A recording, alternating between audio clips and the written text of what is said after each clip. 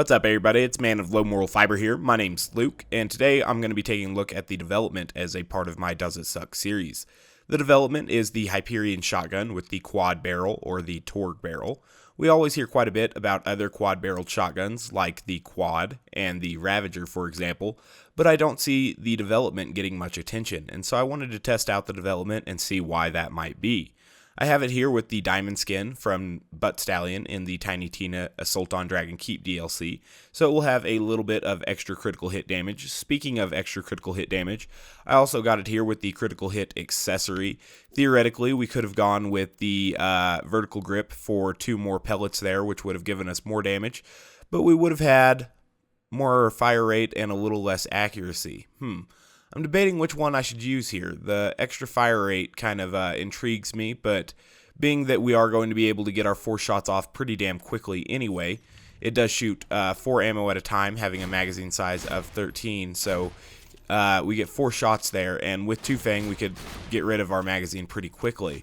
I'm not sure whether I want this or the vertical grip one. This one will have a little bit of extra critical hit damage, but the vertical grip one fires a little bit quicker and is going to put more rounds down range. I'm not entirely certain what I want on that. I'll check the spread here on this one. So that spread is significantly wider than our other one. I'll have to test them both at range real quick. So that's the spread with the vertical grip. Now we should probably test the spread without the vertical grip and see how we do. It is a tighter spread, this one is. So I'm going to go with this one. If it's, giving us trouble, we'll switch to the vertical grip one. But I think, with the spread being that much tighter with that one, that's what I want. I did decide to forgo precision just in case it messed with the Hyperion anti-recoil effect or something and made our other shots in the magazine less accurate. I don't know. That could require some further testing. So it definitely has the ability to get 1-shot 1 kills, which would make sense. It is a quad-barreled shotgun, and we have 5 points in 1-shot 1 kill with deception and stuff. So I'm going to go for a bore kill on these 2 here. We'll see if we're able to get it. Might go for a bore kill on these 3, actually. And that kind of worked out. So I'm going to retreat a little bit now. Obviously, we did get 3 of those guys killed, so that's good. There is a hot loader out there, which is an interesting proposition for taking out with the shotgun that you want to be at decent range for, but we were able to take him out from a range where we were well outside of its blast radius upon its death explosion, so that was good stuff. So yeah, it's going to have no trouble, one-shotting enemies if you're close to them and in deception. And even if they're not slagged and you're out of deception, it wrecks them pretty quickly. I'm just somewhat unsure why, the quad and Ravager get so much love, and you literally, or at least I literally, almost hear nothing about this particular weapon, when really it is quite potent. I mean, we were able to take out that hot loader there at range and not in deception because my deception management was poor there. Now we're going to take this guy out, hopefully just as easily. Ooh, behind him now with the... yeah, he's dead.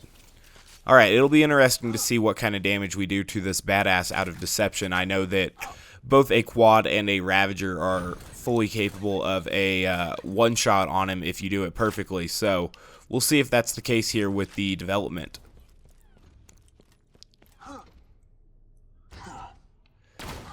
I would say one of the main advantages that this weapon has over a quad or a Ravager is the fact that you get multiple shots per magazine, and so it can almost kill the thing in 1 shot. Perhaps if we had a better shot, it would have. You get multiple shots per magazine, so if you do get something that you have almost killed, or there are 2 enemies, perhaps you could kill those 2 enemies without a reload, where a quad or a Ravager might require a reload. So that's something that may be beneficial for the development. So far, the development definitely does not seem like it could be construed as sucking in any way. It has done very admirably so far, and I think it will continue to do such. I wanted to get some bore there. I did okay. Cool. It will be exploder time. Obviously, this will be able to take out an exploder, no issue. Alright, so we're doing pretty well. I was on call all night last night. Well, obviously, when you're on call for the whole night. But I kept getting called in. I had to make this video in the morning. I was so tired. That's actually happened twice in a row. Oh well, I'm pretty pumped about the on-call pay. Always getting overtime and stuff. That's pretty cool.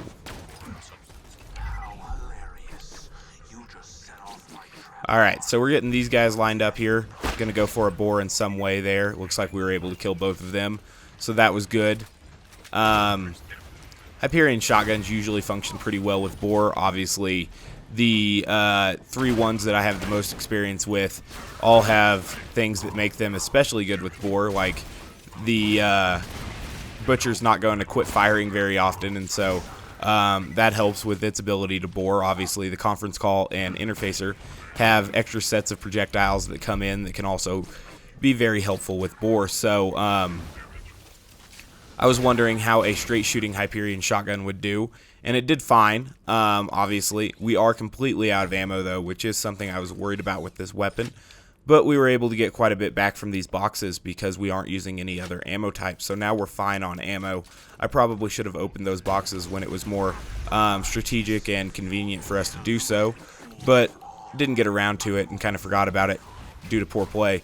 And then I did terrible here against this guy, but we were still able to take him out despite me completely messing up that deception shot. I was supposed to get a good critical hit there, and I just absolutely failed. So that was my mistake there. But that's okay. We're going to get some more health off of this little exploder as I acquire ammo for us to go forward. Alright, so now we have a killer bonus. Let's go ahead and get this guy slagged and try to get a critical hit on him. Perfect. Another exploder over here, it seems like, so I'm not too worried about him. Don't want to progress too far into this area. Sometimes they kind of tease you into going too far, and then you get kind of surrounded. So we just want to play it smart, not go too fast, but, you know, play at a decent pace of play. Speaking of pace of play, I always hate people who play too slow at the disc golf course. You know, there's a point where you're paying attention to your game and stuff, and then there's a point where you're hindering other people's games, and it's a fine line. So it's just always irritating when people mess that up. A little off topic, but something on my mind. So we got another good boar kill, it looked like, up there. This weapon is plenty good at that. I was having trouble hitting that gun loader, though. He was walking in opposite circles of what I was, and that was kind of irritating me. Or I guess the same circle as I was, but, you know, a few radians ahead or whatever.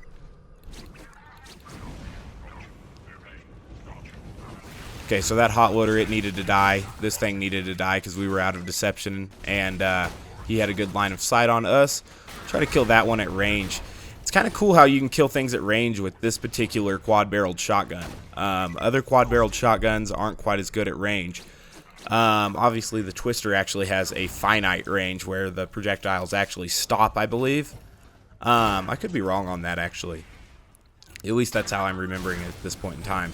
But the Quad and Ravager both get so inaccurate at range that you can't really use them to any sort of good effect at range. So it's kind of cool that this one has a slightly extended range. Still powerful enough for one-shot, one-kills, so having the extra stuff in the magazine for slightly decreased damage just gives us the opportunity for a second shot if, you know, we miss or, I don't know. It's just a nice option to have sometimes if there are, you know, other enemies about. Whatever. There could be multiple reasons why you need a bigger magazine than what the Quad or Ravager provides, and the development may be your option for that. We're going to go ahead and try to kill Pervy and his friends. This has been a, you know, pretty pleasant surprise. I expected it to do fairly well. I didn't expect it to be quite as potent as it was because, like I said, I hear very little about this weapon at all. So it is strange to me that that would be the case when this weapon does appear to be quite effective. You know what I mean? So we'll see. Try to line up a boar shot against these guys, I guess. Guess that kind of worked. Got a couple kills, but took a bunch of damage, so we'll get our health back here. And now we'll try to kill this little fella. Excellent. So we were able to one-hit Pervy, it looks like there, and that was good.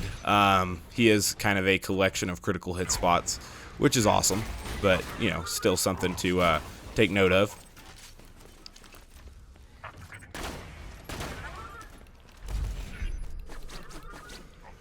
Huh, I guess this is the last gun loader. I thought there would be more than that. So we did fine here with the development. I would definitely say that the development does not suck and is actually a damn potent weapon. I should probably test out what happens with precision and the Hyperion recoil effect. That is something I need to figure out. It's my mistake that I don't know that yet, I guess.